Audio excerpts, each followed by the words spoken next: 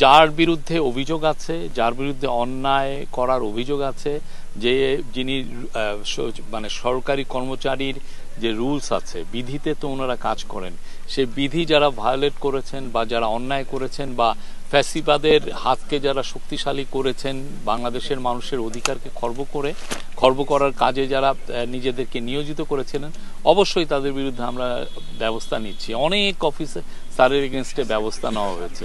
সামনে এটা আরো আপনারা দৃশ্যমান দেখবেন। আমরা এটা করছি, বাট আমরা কারো প্রতি অন্যায় করছি না। আমরা একদম স্পেসিফিক অ্যালিগেশন পেলেই আমরা এই কাজগুলো করছি।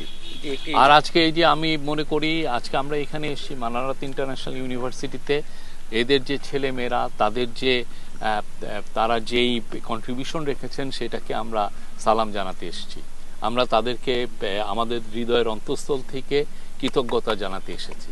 তাদেরকে আমরা এখানে এসেছি হচ্ছে শহীদ আহনাফ, শহীদ শাকিল, তাদের আত্মার জন্য আমরা দোয়া করতে এসেছি।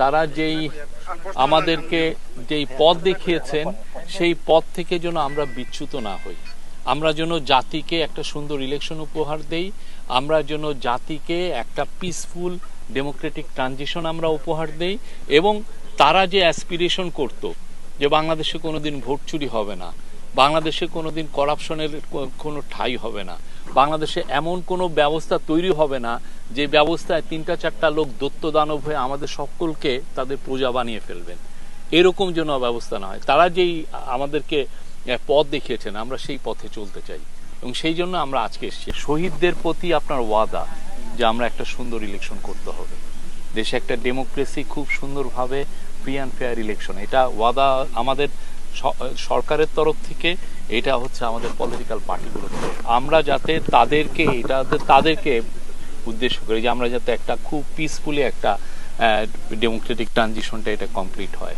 তো ফেব্রুয়ারির প্রথম হাফে ইলেকশনের টাইম ঘোষণা হবে, আমরা আশা করছি খুবই ভালো ইলেকশন হবে। এবং এই নিয়ে অনেকগুলো মিটিং, কালকেও চিফ অ্যাডভাইজার মিটিং করেছেন, ওইখানে বড় একটা বিষয় নিয়ে আলাপ হয়েছে যে যারা সিকিউরিটি দিবে ইলেকশন সেন্টারগুলো, ভোটিং সেন্টারগুলো, সেখানে বডি ক্যামেরা রাখার জন্য, যে প্রত্যেকটা যে পুলিশ অফিসার যারা থাকবেন তাদের অনেকের যাতে চেস্টের মধ্যে বডি ক্যামেরা, তাহলে পুরো জায়গাটায় কতটুকু সিকিউরিটির কি অ্যাসপেক্টগুলো এগুলো খুব দ্রুত জানা যাবে।